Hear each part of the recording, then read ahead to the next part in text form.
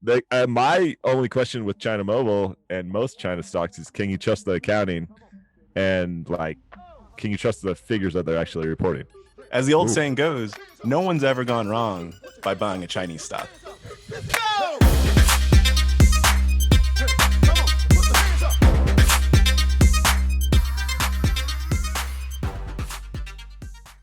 This podcast contains the arguably witty banter of two friends, Skippy and Doogles, that like to debate about investing. The content is intended to be entertaining and for informational purposes only, not investment advice. You should do your own research and consult a financial professional before using any of the information in this podcast, and especially before investing. I pulled up a couple things. Let me pull up one more thing. What's on your agenda today? And so, very honestly, I was sitting around earlier this week, and I realized I really don't know how you put together. I consistently mock what you do, and consistently call it garbage. Yeah, I don't actually know what like how you put together what you put together, and I just thought it'd be interesting to kind of break that down and understand how you look at what you pick. I call it sifting through the garbage is what I think about as your model, but you let me know. Oh, it's deep value. It's absolute trash. I mean, and throw all the insults you want at me because I'm ready for it. Let me do one thing before we get to that. We can come back to this. All right. You realize Robert Schiller, your boy, right? My boy R. Shills. I think like in the 1970s or something, I should fact check all this, or maybe this is a podcast where we're light on fact checks. Okay, he came out with a 10-year rolling average of PE, basically, and he came up with a fancy name, CAPE, for cyclically adjusted.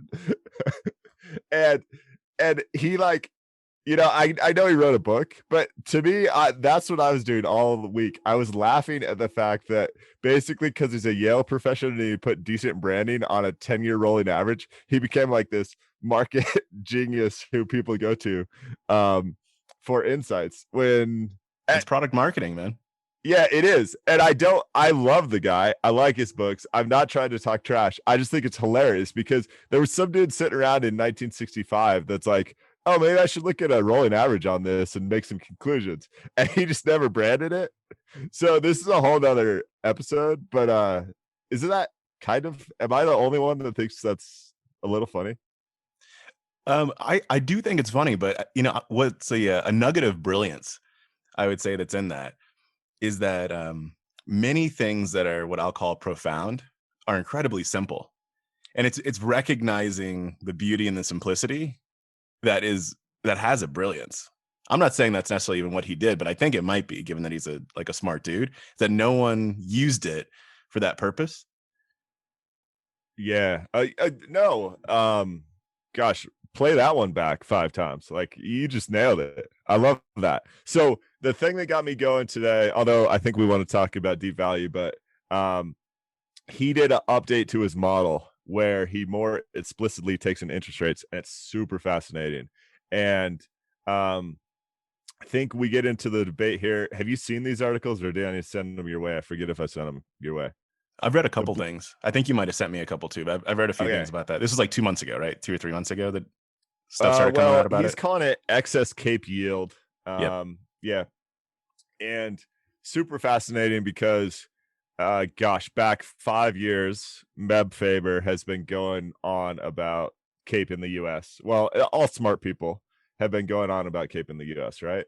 And the counter arguments are many, but one is accounting metrics have changed, which certainly plays a role. Another is basically interest rates. And so the Schiller adjustment for interest rates says that the market isn't nearly as overvalued, the US market, as obviously just the straight CAPE would. But to me, this is like you get into a chicken and egg argument every time your model is consistently wrong for years, which I wouldn't say the CAPE model is wrong, but the expected long-term annualized real returns have not been predictive in the past 3 years because it's basically said there's a high probability that the US stock market will fall when the stock market has gone up, right? So I really like what he did with the model. I think it's a pretty fair representation of where we currently sit. And I think interest rates are a big deal, but I think you can make a counterbalance to his update that says you're just grasping at straws because what you have said historically is right is now wrong. And so you're updating things to say, this is what the model looks like now. I also think that interest rates being like a macro indicator, they're going to change when the Fed decides that the macro needs to change. And so it's like it's a very moment in time. So even if let's just say that it's legit, this shift is legit, and you say they're now not overvalued this year. But then if interest rates change in 6 months, which I'm not saying the Fed's going to do that because they said they're not going to, but now in that moment, it's not quite intrinsic enough, right? If that makes sense, like there's something. Yeah, go ahead. No, that's a super interesting point that I hadn't thought about. If you go back to the standard Cape, earnings in 2008 were so drastically down in the Great Financial Crisis that for years after that, for the whole decade after 2008, people said, "Oh, well, if you're looking at Schiller Cape, what happened in 2008 is skewing your numbers so significantly that you can't believe it." So in a way, I think that stuff happens, but I guess I just haven't seen it in the past 5 years. Doogles, have you seen crazy interest rate movement at a point in time? I mean, they've done some significant cuts. No, I mean, since the 2008 situation, like it's just been drunk on QE. Yeah. It's like Bob Costas was saying that there should be an asterisk next to like the 1990s, 2000s baseball stats, and like stop kicking people out of the MLB and just like put an asterisk and say like this was the time of steroids, right? Like I think we just need to do that for the past like 12 years of the market too. Like it's just QE, right? And so when the entire macro is being puppeteered, it's hard to look at this in comparison to some other times. Yeah, but what the difference there is, you're the one hitting home runs, right, with your stock picks. So do you want to asterisk next to your performance return? I mean, yeah. So do you want to get into the process, or do you just want to talk value investing in general, or all of the above? Maybe it'd be good to start by defining what value investing is like to you. Like when you say value investing, what do you mean? And then more of the macro, how do you think about it? And then how do you approach picking? I'm going to cause some controversies here. So a lot of people think of, when they think value investing, they think Warren Buffett, and then they think Charlie Munger. And the reason for that, in my eyes, is because for the last 30 years, you hear about how successful Buffett is, and then you hear some tilt on value, and then you do your studies and you realize that right now the stuff Buffett buys is very rarely like deep value, right? So Buffett's teacher, Ben Graham, who I'm sure the podcast listeners are familiar with, is often called the father of value investing. That's the type of value investing that I support. We can talk, and I'm sure we'll talk plenty about how not necessarily Buffett has lost his way, but Buffett's not a deep value investor currently. And the simplest version of that story in my eyes is simply he has too much money to be, right? So what he can buy value at his, like, it's a combination of I mean, yeah. So and there's the See's Candy thing and everything else about how he's moved towards quality, and that's a different discussion. But if let's say you're investing less than $100 million, which I would think most of our listeners are investing, you still have the opportunity to invest in deep value stuff. I'm talking market caps, 400 million and below. And it's pretty well accepted that there's less efficiency in the market. If you're a believer that markets are efficient, the smaller the investment, like there's less analysts covering that, there's less institutional money, everything else. So are you talking sorry to interrupt, are you talking liquidity? Is that what you mean when you say efficiency? What do you? Yeah, I'm really talking the efficient market hypothesis, right? Okay. And like economic theory, you're using it, like, in that term, right? And what that says is whatever the current price of your security, and go for like the world's biggest security, like Apple might be the most followed company in the world right now. It says there's so much smart money there that the price is right. What it's currently valued at takes in future expectations and everything we know about it. And I disagree with that. I'm not an efficient market hypothesis guy, because if you're a investor in individual stocks, I don't think you can be. Again, that's probably a thing for another episode. But if you're not buying, like one of my holdings right now is a company called Hooker Furniture. I think the market cap's in the hundreds of millions range. I should pull it up because it's been a while since I did a deep dive. No one would argue that that is priced as efficiently as Apple. I don't think, because who cares about Hooker Furniture besides me, right? Nobody. So if you tie that all back, I don't, for the record. Good. You shouldn't, because it's doubled since I bought it, and therefore it's no longer a good investment. But, right, you go all the way back to the intelligent investor, and Ben Graham lays out some very clear investing methodologies that make perfect sense to me. It's things like, he basically gives you a quantitative screen for deep value investments, right? And I won't go through all the details, but it's lots of cash on hand. It's low price to book, low price to earnings. We can talk about how those metrics aren't the best, and they should evolve, and they have evolved. It's consistent dividends. It's growing dividends. It's all these things that you look at the research, and dividend growth investing outperforms the market, right? Companies with low debt to equity typically outperform the market, or at the very least are basically impossible to go bankrupt, right? So you have all these metrics. Jump in here. I got a question for you.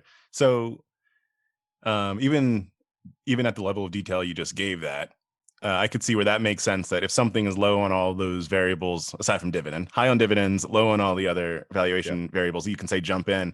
But how do you think about where they should be, right? Is this like a reversion to the mean type situation, or why is it not, I have low PE today and I will always have low PE? Or how do you think about that side of it? Yeah. I think of this as human behavior arbitrage and absolute mean reversion. And you're way ahead of me, because I don't think of this necessarily as this company that I'm buying that's a deep value stock is like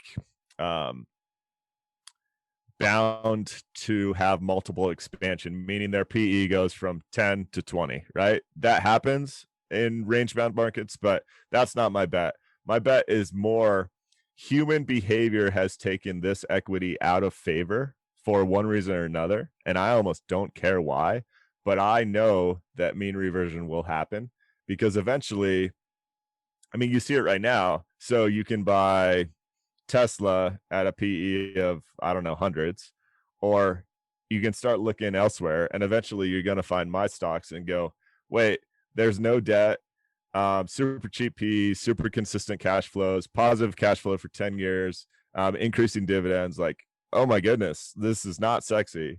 And I understand why it's hated, but I'll take these consistent cash flows any day. So it's the mean reversion piece that I'm really after here. So were the stocks once up and we're now down, or are they reverting to the mean of the overall market, or are they reverting to the mean of themselves? I mean, you mean, am I catching falling knives or not? Right? I'd say in a lot of cases they were up previously and then down, and so they're hated. In general, the stocks that I'm buying are hated stocks that are super cheap, that have basically zero risk of going bankrupt. Okay. Interesting. And so what I see, gosh, I've been doing this basically since 2007, some sort of methodology here based in that those Graham fundamentals. And you might buy 10 stocks a year, something like that. And typically, 7 of those go up, I don't know, 5 to 20%. 1 or 2 of them go up 50 to 100%, and a couple go down 30% or 50% or whatever. But by the time you take that aggregate, you're up 15% a year on average, somewhere in that range. and it's a really fruitful investment style. But we've talked about this before, and I think the thing that makes it right for me is I lose absolutely no sleep knowing that I'm buying a company with those sort of fundamentals. It feels like I'm going to like some garage sale and buying some guy's Patagonia jacket that like is not used at all for 70% off, because I know I can unload that jacket for like and make $10, or I can sit on that jacket for 20 years. I might be able to sell the thing for $1,000. I hope that analogy makes any sense. It may not, but like I'm perfectly happy owning these companies. So in a down year or two, I just looked at performance, and in the past 6 years, I've actually lost money with the strategy 2 years, but it's no sweat. Like I lost 3%. I just know that happens. Historically, this sort of investing style makes money 7 out of 10 years and outperforms the market pretty handsomely over the long term. But the last at least 5 years, if not 10 years, have been pretty tough for value in general. So it hasn't been killing it in the last 5 years. Interesting. Thanks for breaking that down. It's helpful. In our conversations, like I've gotten spurts, right, of how you think about that, but I just hadn't heard more. So we can keep that train going.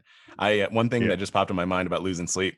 And this ties back to your investing is contradictory statement, which I do think it's a really interesting framing. Is so I've been shouting from whatever rooftop or soapbox anyone will give me that everything's about to fall apart. Please pick up my book, Things Fall Apart. Anyway, and so as I'm screaming that, do you know what I'm about to buy in mass quantity on Monday? I'm terrified. A 2x QQQ ETF. Because it met your screen, or why? Yeah, that's exactly why. That thing popped out and I went, oh God, it was like a punch in the face, but I'm buying it. All right, so let's because I think the listeners would benefit to understand both of our backgrounds and investing style. So it doesn't have to be as long as mine was, because we probably lost like 50% of our audience as I talked about deep value. But give our listeners a high level overview of what's popping up in your quantitative screen right after this quote. Okay, so this is from my boy Cliff at AQR, and his latest piece is called A Gut Punch. He says this, which ties into the investing being contradictory thing. He says the definition of insanity is doing the same thing over and over and over again and expecting different results. Yet, amazingly, over even multiple years, that's exactly what we do in investing, and that's exactly what we should do. That popped up for me, and so first of all, he's so freaking brilliant that I always think it's worth reading his stuff. But second of all, that this is the one place where like Einstein screaming from the rooftops that you're insane for doing the same thing over and over, I would argue is actually wrong, because the mean reversion strategy I just talked about, like eventually it's going to work. But it's the people that say, oh gosh, I tried this for 3 years and it didn't work. Now I'm going to jump to let's just say you're buying mutual funds, right? I bought this mutual fund for 3 years because the previous 3 years performance was awesome and it reverted to the mean. I lost money. So now I'm going to throw my money into the one that performed great over the last 3 years. Well, guess what's going to happen? You're going to lose money again. So tell me about your quantitative strategy and why you are puking at what you have to buy on Monday. So basically once a year, at the turn of the year, calendar year, I look at the stocks that have been consistently performing well against the market and are also showing strong momentum over the last decade. So I think of it as like a long trend momentum strategy. What's positive momentum over the last decade? Like what sort of gains are we talking about? So I look at strength relative to the market. So percentage gains, I don't necessarily know, but you have to be able to beat the market pretty consistently. And so it's soundly, but I also put a cap on it. So you can't have beaten the market over your life by 8x, but you basically have to have beaten the market by at least 3x. So you're kind of sitting in that time period between 5 and 20 years, because you have to be at least 5. It's hard to make it in if you're only 5 years old, right? But it cuts out a lot of the like the real high end stuff, right? Like Tesla would not be in there because it's too big. I'm actually selling Netflix and Amazon on Monday too, because they're now disqualified because they're too big. So yeah, but that's it. Long trend momentum, 3 to 8x the market basically. Oh, so first of all, I love that you're selling that expensive crap. But no, so that's such a sound, concise definition. You've talked about your model more frequently than I've talked about mine as I stumbled through mine. Could you talk about how you came up with that strategy, like kind of what you read and the research you went through that made you think that's kind of the sweet spot? So a lot of it was just looking at my own belief system, right? And where I started initially was mostly on the value bucket. I mean, you remember conversations that we've had in the past where I would look at price to book and look at things that that were close to their lowest price to book in history for themselves. And I started looking at that, and as I was doing back testing on that, just said it didn't, at least the way I was executing on it, like wasn't really panning out very well for me. So then I started saying, well, what does make sense, like qualitatively to me? And what made sense to me is that generally, like, markets go up, right? And so, and most stocks follow the market. Like 75% of stocks, like, generally follow the market. So if the market generally goes up and stocks generally follow the market, then let me think about, like, what are the stocks that are showing progress? I also combine that with I used to be a researcher, right, with Jim, Yeah. and so I also have this belief that their companies have a capability to be built, like, pretty strongly and last over time. And so I put those two things together and basically said, if you're showing that you can consistently beat the market over long periods of time, then I'm just going to believe, this is a bit blindly because I don't dive deeply in these companies before I decide to buy them, but I'm just going to believe that you've built something that the market recognizes at least as being strong consistently over time, and I'm going to follow that. And so that's kind of how I came up with it. But then and then I've, like, read things to figure out, like, does it make sense to people that quote unquote know what they're doing, right? Like, you've sent me some things over. There's that was it Wes, what's Alpha Wes, Architect guy? yeah, Wes Gray. Yeah. And Quantitative Momentum is the book, for sure. Yeah. So read that. And one of the things, there were some, like, interesting nuggets that I took out of that for sure. One of them, going to your belief that it's about the investor philosophy to investor, like, relationship that matters a lot, is Yeah. that this thing has done well over, like, 12 months. Therefore, I think it's great. Like, that doesn't work for me. Like, that just feels too much like I'm playing a game. But yeah. And so that's how I came up with it in short. I love it, and that's why Skippy and Doogles are together. We have a lot of similar beliefs and some different investment philosophies, but hopefully we can bring some good debates your way. I mean, if we always find something to debate on. So even if the topic is something we agree on, we're gonna find a way. You want to know what kind of garbage I'm getting into next year? I think I am. I've already previewed this. I think this is going to be, if you have an HBO Max account, the season 2 of The Undoing is going to be people watching my portfolio over the next 12 months. I'm fairly confident in.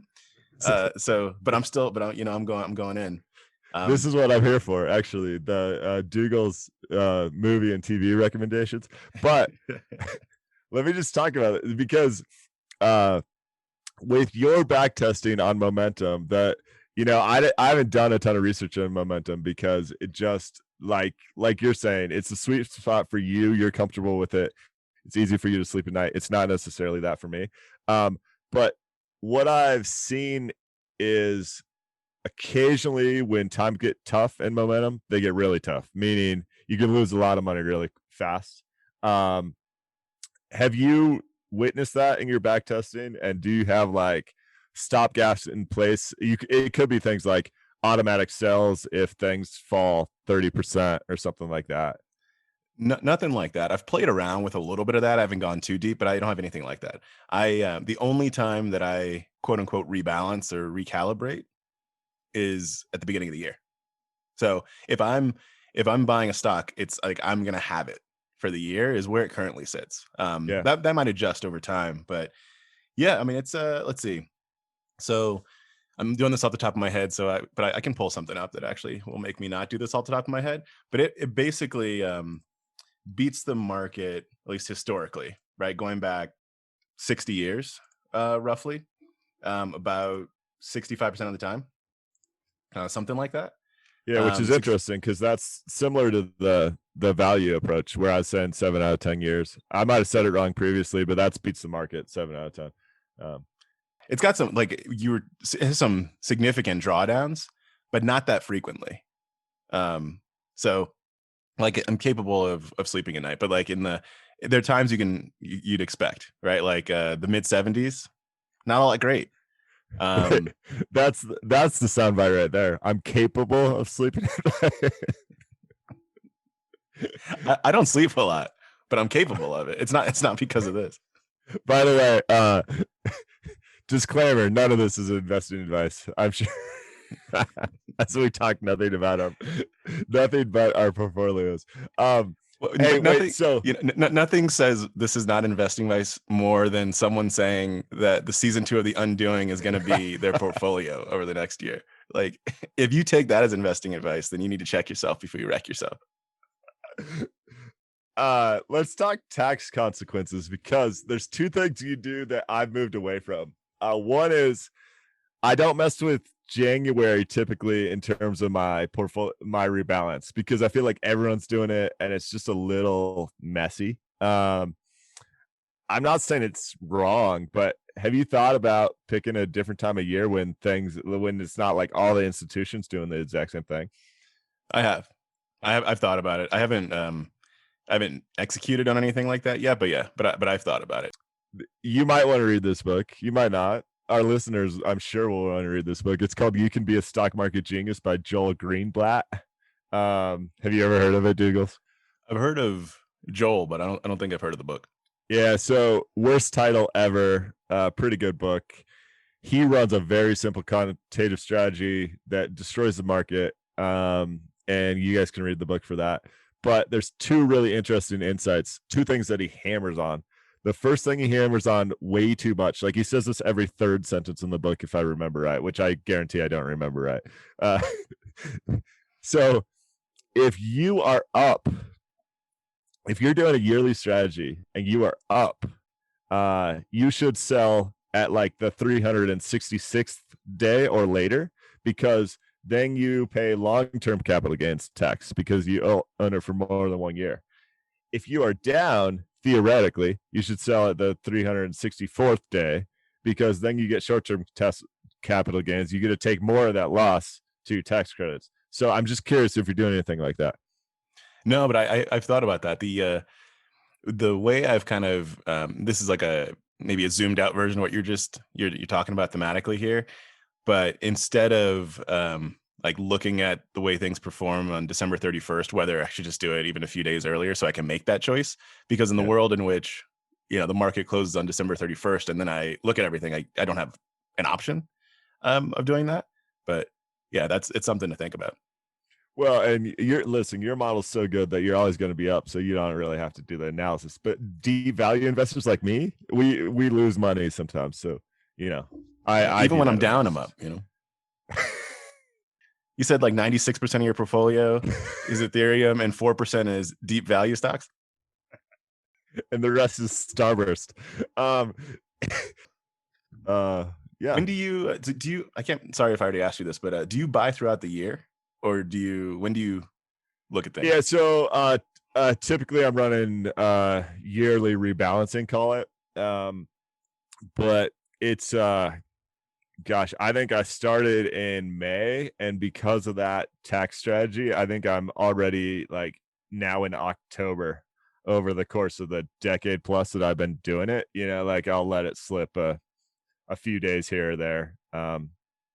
So yeah, eventually I will be in that January timeframe, but I'll quickly move to the February timeframe, and so it's pretty relaxed. Let's see what else is on the agenda today. I'm looking through my notes here. So like two things that are top of mind for me.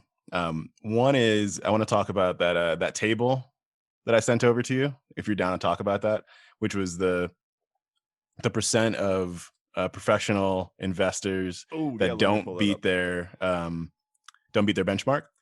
And the other one is Chinese telcos. I like So that. I have a position in disclaimer. I have a position in China Mobile, and I'm incredibly curious as to what's about to occur Monday morning. Okay, so You choose the order. I haven't done the research on China Mobile. How about you give us a quick investment hypothesis and a little more detail there? Yeah. So China Mobile it's the largest mobile carrier in China, which makes it basically the largest mobile carrier in the world, effectively. Down like 30% this year. I picked it up in August, September. So while it was down, pays about a 7% dividend. And the main hypothesis is it's big in China and 5G. Like that's basically what I was like. It's huge in China. They're going to own a bunch of 5G networks and down a bunch. And I like the dividend. So that was effectively like the broad hypothesis. Quick timeout. You're a momentum investor that has a quantitative strategy, 3x to 8x, and this is a falling knife. And you like it. You just I gotta scratch a little itch sometimes. So 85% of our portfolio follows the model, and then 15% is us picking bad stocks. Oh, this is okay. So I love this, and this is maybe something we'll talk about for a future episode. But I am such an advocate of the. I typically tell people 5 to 10%, but whatever. You're 15%. Like, I mean, some people will call them lotto ticket stocks. Some people will call them scratching an inch. But I think that's super important in healthy investing. Like, if you're interested in it at all, if you at all are going to play with individual stocks, I think I love your approach there. So, okay, I get it now. China Mobile, that's an easy hypothesis to get behind, right? Lots of people, growing wealth. And my only question with China Mobile and most China stocks is, can you trust the accounting? And like, can you trust the figures that they're actually reporting? As the old saying goes, no one's ever gone wrong by buying a Chinese stock.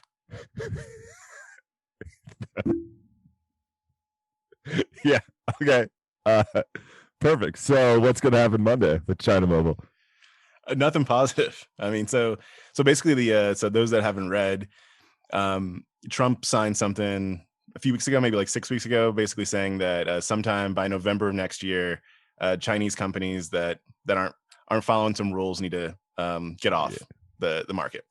Yeah. Then on but Friday, like after close on Friday, yesterday, or not Friday, Thursday, after market close, the New York Stock Exchange came out and said China Mobile and 2 other big Chinese telcos are going to be delisted by January 11th. So like, yeah, that's like before it was maybe sometime in the next year something could occur, and now it's sometime in the next week like something will occur.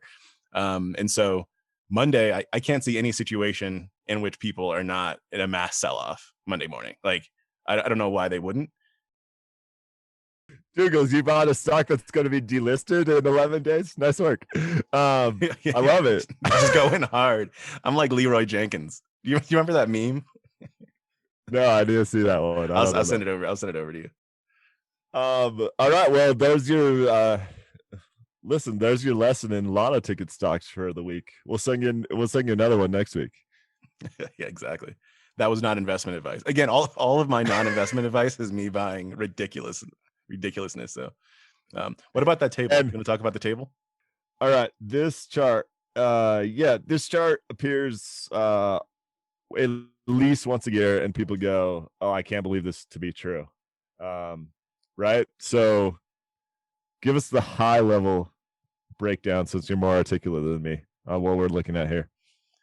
The high level. So this chart is one that shows the percent of professional money managers that lose to their benchmark on a like 1 year and then multi-year basis. And effectively, the high level takeaway is the vast majority of professional investors don't beat their benchmark. And the longer the time horizon, the more of them don't beat the benchmark. So by the time you're Yes, getting to and 15 years out, like 90% of professional investors are missing the mark, basically. right. So these numbers, in 1 year, let's say you're looking at large cap funds versus S&P 500. 1 year, about 70% are underperforming the benchmark, and then 15 years out, 90%. I mean, this is the argument for index funds, the tried and true argument. And while we don't give investment advice on the pod, you should know, novice or advanced listeners, that index funds, ETFs, are probably the best instrument for most investors, even though we're going to talk about individual stocks here.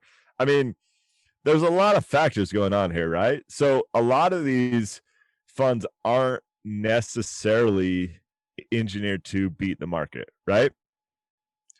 Well, I think by definition, if you have a benchmark, if the numbers, I hear there's tons of factors in this, but the numbers should be close to like 50% or something like that. If because you should be around the benchmark, right? If that's your benchmark. Okay, so one, yes, most people suck at active investing. So let me just, I don't want to sound like I'm defending the institutions here, but I think what happens is the other approach. I think they work to assign a benchmark to everything, even though sometimes that benchmark is stretched.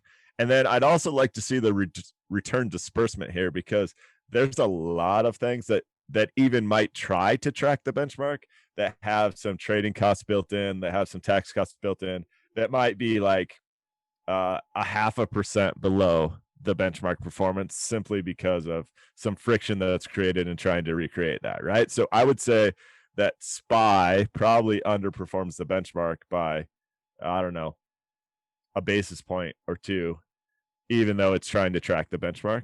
You know what? You know my point there. Like, let me just repeat it back to you and make sure I'm hearing what you're saying. You're saying that you can technically classify a fund as not beating their benchmark if they're even $1 less than what the benchmark would have produced. And so it's important to understand like how badly you're missing it. With that, is that right?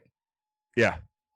With that, though, what I find most interesting about this is not even the numbers themselves, but it's the longer the time horizon, the more that don't. And if you take your other point and compound it, then you can say, sure, I get that. But it's fascinating that when you get to the 15-year mark, that it's 90+% that are not beating the benchmark. Like as a professional investor, I would expect that the longer term time horizon is what you are generally after. I know, but I'm throwing it out there. If I were someone that was looking to get some financial services going on, like this would make me go, well, maybe not, right? Like it doesn't. But I'm not. One of the other factors I think you could probably throw in is saying that if you're somebody that has like a boatload of money, and you have a financial advisor, that your goal is not to maximize returns. Your goal is to preserve wealth for the most part, and you just want something that's not going to lose you money, but that earns something. In which case, you're not going to beat your benchmark. However, however. Okay, this is why it's like you're making an argument for deep value investing here. No, this is why the individual investor has a massive advantage over a lot of institutional investors. So what happens in those 15-year returns of these funds that aren't beating their benchmark is you go through multiple managers. I mean, I'm speaking with broad strokes here, but like one guy comes in and he has crappy performance for 5 years, he's probably getting shown the door. That's, you talked about you don't get fired by an IBM. Well, that guy was probably buying IBM and whatever else to try and not get fired, but IBM wasn't outperforming the benchmark, and so then, and think about what happens when your ETF or mutual fund underperforms the S&P 500. People take cash out and go to other places. Your fund struggles, and so you either switch managers or maybe you shut down the fund. And then if you switch managers, I just I see this as fairly. I think this is mostly human behavior related, and I totally understand why it gets worth performance with 50 years or over 15 years, because the Peter Lynches of the world are very few and far between, and they're 10% of the funds. Like, that's just how it works. Everyone else is highly cyclical, and has a really tough job. Like, as an active manager of a fund, there's so much more than just performance that matters to you basically keeping your job. And then on top of that, so few managers actually invest money in the funds that they manage, and that tells you all you need to know about their beliefs and their fund's potential. What happens to an industry where there are passive indexes that are cheaper, easier to access, where you can self-service, when 90% of the rest of it is losers? Oh, well, I mean, the active passive debate has been going on for at least a decade. And actually, I feel like really heated up in maybe 2018, and then it's cooled off a little bit, because right now the debate is about how expensive US stocks are and how crazy like the performance has been in 2020 despite all the headwinds, right? But yeah, that's we might kick that to another episode, because there has been a multi-year debate, a decade-long debate going on about active passive. Now, I think most of the smart quants believe that ultimately the more that goes to passive, the more opportunities there are for active. Like, there's more opportunities for arbitrage. But again, for your average investor, it's hard to argue against index funds at this point in time, Especially with these numbers.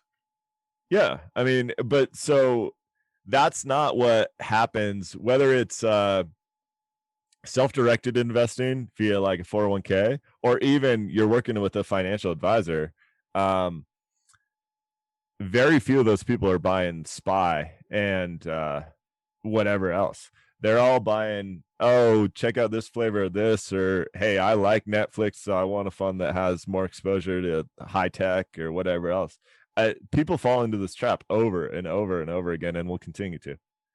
Yeah, I'm sure. It's crazy that you can look at something, not you, but one could look at something like this and then dive in. But humans do that all the time. Remember last time we were talking about people often do what's in their worst interest.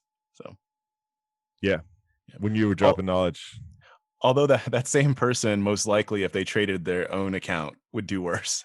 So if you can't, you need to be able to manage yourself. Yeah, actually. Oh, do I have a quote on this? I have another quote for you. Where are all these quotes coming from? Is this your book of rhymes? Just my brain. You know how you accused me of not having notes yesterday? I actually have notes today. So what's so funny is I only read these names. I never have to say these names, because I never find people nerdy enough to talk about this. So Jason Zweig, is that how you say it, from the Wall Street Journal? I don't know how it's pronounced. So sorry, Jason. You are great, and I love reading your stuff. And he was saying there's a debate going on a couple of weeks ago about basically how much performance is based on human behavior versus how much performance is based on your actual stock picks. And his go-to is how investors behave is more important than how their investments behave. And I can't echo that enough, right? This behavior piece is massive, and it's the majority of what's going on. And that's why you and I have both, we've leaned on a quantitative strategy, and we've leaned on a yearly rebalance, because it helps with the human behavior side of things, in terms of, you going out and buying things like China Mobile. Exactly. So you don't want that. You don't want that. Yeah, I mean, it's critical, right? Even as I mentioned before, when I saw QLD as the ticker, the 2X, QQQ ETF pop out, I was like, I have zero interest in owning that, right? Zero interest. And And then I was also, and I was talking to my wife, about what our investments are going to be, and said, well, should we even have ETFs as, possible, or funds as possible in things we buy? And basically came to the conclusion that if it wasn't this particular one that popped out, that I wouldn't have even questioned it. And so therefore I can't question it categorically. Actually, I think that's so interesting. Because I would never, if I built your model, I want to have ETFs in there. Because your hypothesis with like your previous research and how your brain thinks about it is relates to this flywheel that happens within a company, right? That says this company is better and has better management or better performance or better momentum or whatever. And so to have a ETF pop up in the model, that hypothesis kind of falls on its face a little bit in my eyes. It's like, no, this isn't a company. This is a collection of companies. So it's more about your momentum strategy than it is about this intrinsic leadership piece of what's actually happening there. I want to make sure that I'm making the choice not because of what popped up, but categorically. And you said it's QQQ? It's like, this is a 2x the QQ. So it's QLD. QLD is the ticker. It's QQQ levered. Yeah. 2x? Yeah.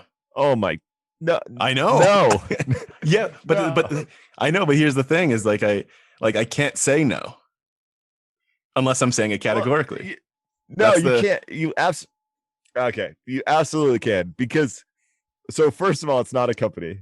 Second of all, like if I was in a stock market where I could buy GE or I could buy GE2X or I could buy GE4X, like I wouldn't put GE2X and GE4X in my screen. Like they just want to, it's not, I don't think that falls into your, I mean, this is why we're supposed to write down our investing hypotheses and, like have everything in writing. So when you understand an issue like this, you can be like, you can go back and be like, no, the heart of what I'm trying to do here is invest in companies that are non-levered or whatever it is. Yeah. But I don't know how many stocks are in QQQ, but call it 100, right?